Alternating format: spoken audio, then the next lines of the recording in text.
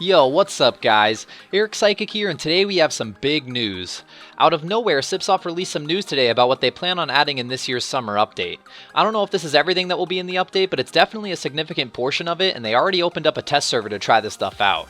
Now, I hate making my official update videos and then finding out everything changed later, so keep in mind that this is only a first impression video of all the stuff I tried today, and I'll just be briefly going over each topic.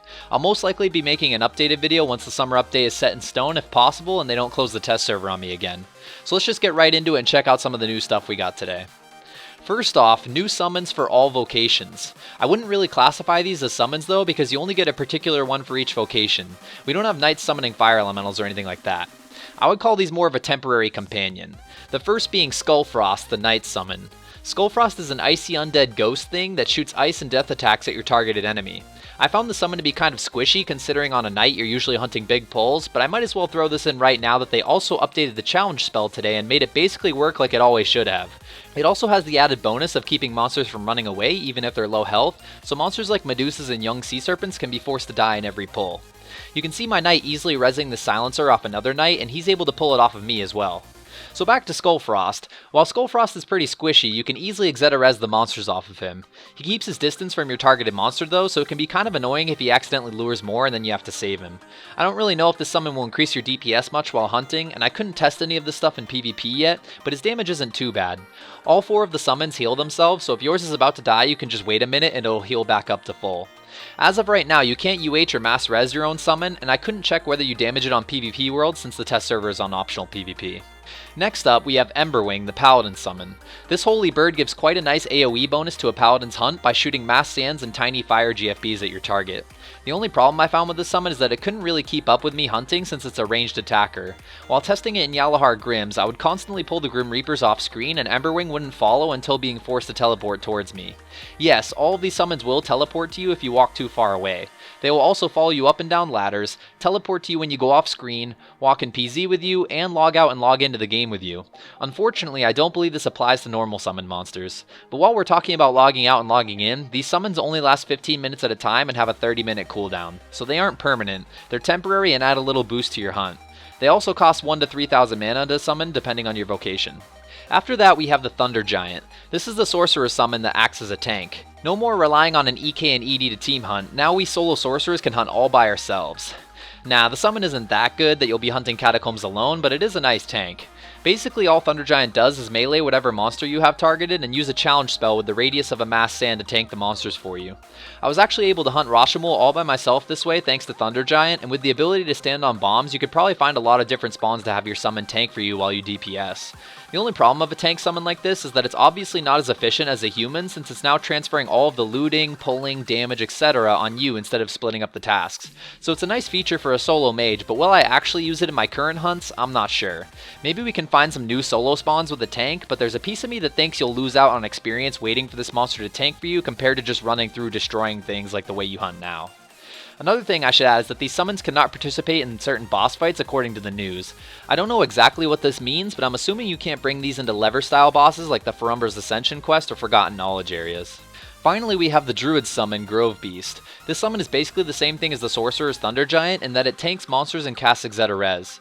As you can see while hunting with it on my Druid, these tanks aren't 100% perfect. Sometimes they'll stand still, and if you run off screen of these summons, they won't follow you, so you have to walk even further to trigger the teleportation. Also, since these summons move so fast, whenever your target monster dies, the summon comes flying towards you, bringing all of the monsters it's tanking with it, which can be pretty dangerous for a mage.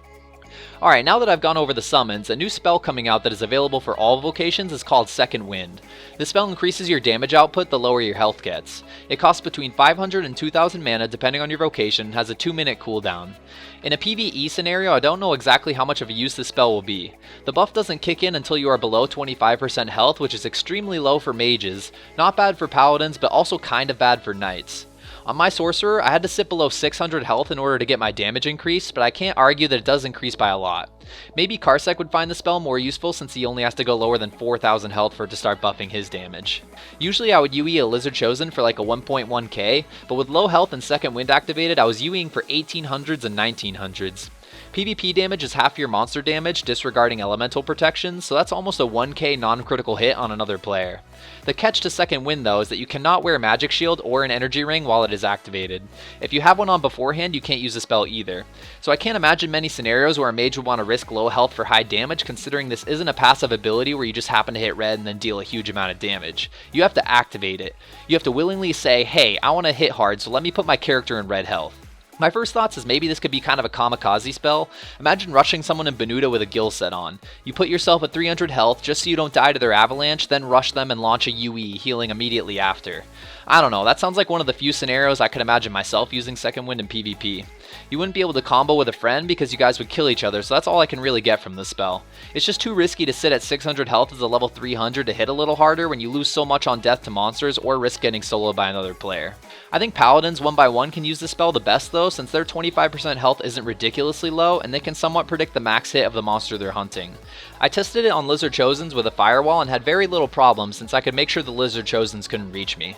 Combined with Utito Tempo, I could hit some ridiculous hits. One time a 1.7k normal hit and then another time a 1.8k critical hit. So if you hunt a controlled monster, you may be able to do some crazy damage as a Paladin, which may buff your experience per hour. Again though, just playing around on the test server, I managed to die on each of my characters testing Second Wind, so I really can't imagine myself wanting to risk this in the main game for a damage buff. One thing I did think of though is that Second Wind may actually provide a use for the 10 out of 10 defense bonus from the Pray for Prey system. If you could put yourself at low health and have a damage reduction on the monster you're hunting, maybe you could keep yourself from dying while outputting high damage. My knight had the most health of all my vocations, but even then Second Wind wasn't that great because while I'm trying to lure multiple monsters, I have to worry about keeping my health up, but not too up so my Second Wind works, all the while killing monsters. All of these temporary buffs and stuff add up to a lot of micromanaging and what once was a little simple hunt of spamming potions and runes. I guess if the benefits are worth it then fine, but I'm not entirely convinced yet.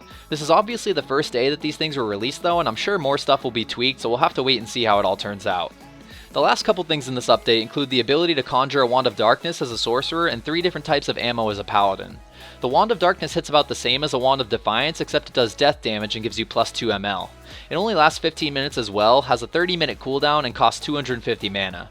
So I think it is worth it for the mana cost, and you can use it as early as level 41, but it's just a tiny boost of 2 magic levels.